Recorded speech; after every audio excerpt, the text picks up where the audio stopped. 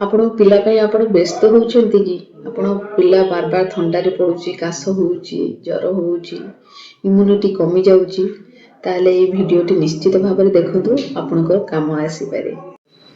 ନମସ୍କାର, ମୁଁ ଡକ୍ଟର ତନୁଜା। ଆପଣମାନେ ଦେଖୁଛନ୍ତି ମୋତେ ଡକ୍ଟର ତନୁଜା ହେଲ୍ଥ କେୟାର ଚ୍ୟାନେଲରେ। ତ ଆଜି ଆମେ ଚର୍ଚ୍ଚା କରିବା ଯେ ଶୀତ ଦିନରେ କମନଲି ଛୋଟ ପିଲାମାନଙ୍କର ଭାଇରାଲ ଇନଫେକ୍ସନ୍ ମାନେ କମନ୍ କୋଲ୍ଡ, ଯେଉଁଟା ବହୁତ ଶୀଘ୍ର ଛୋଟ ପିଲାମାନଙ୍କୁ ହେଇଥାଏ, ଯେମିତିକି ନାକରୁ ପାଣି ଗଡ଼ିବା, ତଣ୍ଟି ବଥା ହେବା, ନାକ ବନ୍ଦ ହେଇଯିବା, ତଣ୍ଟି ଖସଖସ ଲାଗିବା, କାଶ ହେବା, ଜ୍ୱର ଆସିବା, ଏହିସବୁ ଲକ୍ଷଣ ପ୍ରକାଶ ପାଇଥାଏ। ତ ଆମେ ବହୁତ ଓରି ହୋଇଯାଉ, ବହୁତ ବ୍ୟସ୍ତ ହୋଇଯାଉ, କ'ଣ କରିବୁ? ଛୋଟ ପିଲାଟିଏ ସଡନ୍ଲି ଶୋଇଛି, ଉଠିଲା ବେଳକୁ ତା'ର ଏସବୁ ଲକ୍ଷଣ ପ୍ରକାଶ ପାଉଛି। ତ ଆମେ ସଙ୍ଗେ ସଙ୍ଗେ ତାକୁ ପାରାସିଟାମଲ୍ ସିରପ୍, ସେଟ୍ରିଜିନ୍ ସିରପ୍ ଏସବୁ ଆମେ ଦେବା ପାଇଁ ଚେଷ୍ଟା କରୁ। ତ ଆପଣମାନେ ମନେ ରଖନ୍ତୁ, ଯେତେବେଳେ କମନ୍ କୋଲ୍ଡ ହେଉଛି ମାନେ ଭାଇରାଲ୍ ଇନଫେକ୍ସନ୍ ହେଉଛି, ତା'ର ଡ୍ୟୁରେସନ୍ ହେଉଛି 5ରୁ 14 ଦିନ।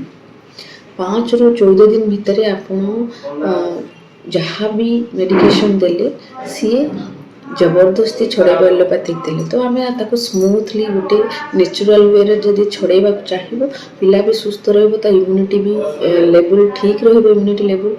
ତ ସେଇଟା ହେଉଛି ହୋମିଓପାଥିକ୍ ମେଡ଼ିସିନ୍।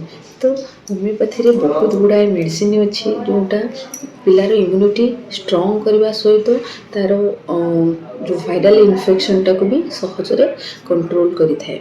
ତ ନିଶ୍ଚିତ ଭାବରେ କିଛି ହୋମିଓପାଥିକ୍ ମେଡ଼ିସିନ୍ ଯେମିତିକା ଏକୋନାଇଟ୍ ଅଛି, ଆର୍ସେନିକ୍ ଅଛି, ଡଲକାମାରା ଅଛି, ଆଣ୍ଟିମଟାକ୍ଟ ଅଛି, ବେଲାଡୋନା ଅଛି, ହିପୋସଲ୍ଫ ଅଛି, ବହୁତ ଗୁଡ଼ାଏ ମେଡ଼ିସିନ୍ ଅଛି। ତ ଏକର୍ଡିଂ ଟୁ ଡକ୍ଟର୍ସ ପ୍ରେସ୍କ୍ରିପସନ୍ରେ ଆପଣ ପିଲାଙ୍କୁ ନିଶ୍ଚିତ ଭାବରେ କମନ୍ କୋଲ୍ଡ ଯେଉଁଟା ଭାଇରାଲ୍ ଇନଫେକ୍ସନ୍ସ ହେଉଛି ମେଡ଼ିସିନ୍ ଦିଅନ୍ତୁ। ଆଉ କିଛି ମଦର ଟିଞ୍ଚର୍ସ ବି ଅଛି, ଯେମିତି ଓସିମମ୍ ଅଛି, ଜଷ୍ଟିସିଆ ଅଛି, ଜିଞ୍ଜିବର୍ ଅଛି, ବ୍ଲାଟା ଅଛି। ତ ବହୁତ ଗୁଡ଼ାଏ ମେଡ଼ିସିନ୍ ଅଛି, ଯେଉଁଟା ଆପଣଙ୍କ ପିଲାର ଇମ୍ୟୁନିଟିକି ଏକଦମ ଷ୍ଟ୍ରଙ୍ଗ କରିବା ସହିତ ଇଜିଲି ଆପଣଙ୍କୁ ଭାଇରାଲ୍ ଇନଫେକ୍ସନ୍ରୁ ଦୂର କରିବ। ତ ନିଶ୍ଚିତ ଭାବରେ ଛୋଟ ପିଲା ଯଦି ଆପଣଙ୍କର ଅଛି, ଶୀତ ଦିନରେ ବହୁତ ଆପଣ ମାନେ ଥକିଗଲେଣି ଏଲୋପାଥି ଦେଇ ଦେଇ, ଛାଡ଼ୁନି ଆପଣଙ୍କ ପିଲାର ଥଣ୍ଡା, ଜ୍ୱର, କାଶ, ତଣ୍ଟି ବଥା, ତ ଆପଣ ନିଶ୍ଚିତ ଭାବରେ ହୋମିଓପାଥିକ୍ ଟ୍ରାଏ କରନ୍ତୁ, ହୋମିଓପାଥିକ୍ ମେଡ଼ିସିନ୍ ଦିଅନ୍ତୁ, ଆଉ ଏକଦମ ମିରାକଲ୍ ରେଜଲ୍ଟ ଦେଖନ୍ତୁ। ନିଶ୍ଚିତ ଭାବରେ ଏଇ ଭିଡ଼ିଓ ଆପଣଙ୍କ ପାଇଁ ବହୁତ ଇମ୍ପୋର୍ଟାଣ୍ଟ ହେଇପାରେ, ପୁରା ଦେଖନ୍ତୁ।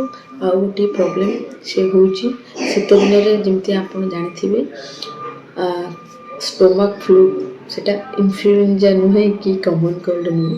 ଷ୍ଟୋମାକ୍ ଫ୍ଲୁ ମାନେ ଷ୍ଟୋମାକ୍ରେ ପେଟ ଯାବତୀୟ ପ୍ରୋବ୍ଲେମ୍ ବି ଶୀତ ଦିନିଆ ଆସିଯାଏ ପିଲାମାନଙ୍କର, ଯେମିତିକି ସଡନ୍ଲି ବାନ୍ତି ହେବା, ଜ୍ୱର ହେବା, ପେଟ ବଥା ହେବା।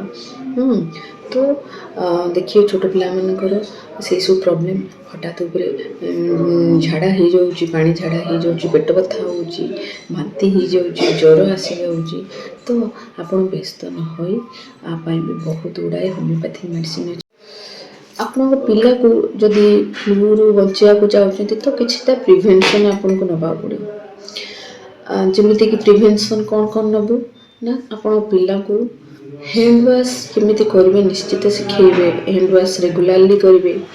ଆଉ ଯଦି ଆପଣ ପିଲାକୁ ବହୁତ ଥଣ୍ଡା, ଜ୍ୱର, କାଶ ହେଇଛି ବୋଲି ଆପଣ ଭାବୁଛନ୍ତି, ଘରେ ରହିବା ପାଇଁ ପ୍ରୋତ୍ସାହନ ଦେବେ, ବାହାରକୁ ଛାଡ଼ିବେନି, ଆଉ ବହୁତ ପାଣି ପିଏଇବେ। କାହିଁକିନା ଶୀତ ଦିନେ ଆମର ୱେଦର୍ ସହିତ ବଡ଼ି ବି ବହୁତ ଡ୍ରାଏ ହେଇଯାଏ। ତ ଆପଣ ନିଶ୍ଚିତ ବହୁତ ମାତ୍ରାରେ ଚେଷ୍ଟା କରିବେ ପାଣି ପିଇବା ପାଇଁ, ଆଉ ହେଲ୍ଦି ଫୁଡ଼୍ ଦେବେ, ବାହାର ଖାଦ୍ୟ ଏଭଏଡ଼୍ କରିବେ ପିଲାଙ୍କୁ ଯେତେ, ଆଉ ଯଥା ଟାଇମ୍ରେ ତାଙ୍କ ଟାଇମ୍ରେ ଯେଉଁ ଭ୍ୟାକ୍ସିନେସନ୍ ରହୁଛି ନିଶ୍ଚିତ କରେଇବେ। ତ ଆପଣ ଏସବୁ କଲେ ଆପଣ କିଛି ମାତ୍ରାରେ ପ୍ରିଭେନ୍ସନ୍ କରିପାରିବେ ଭାଇରାଲ୍ ଇନଫେକ୍ସନ୍।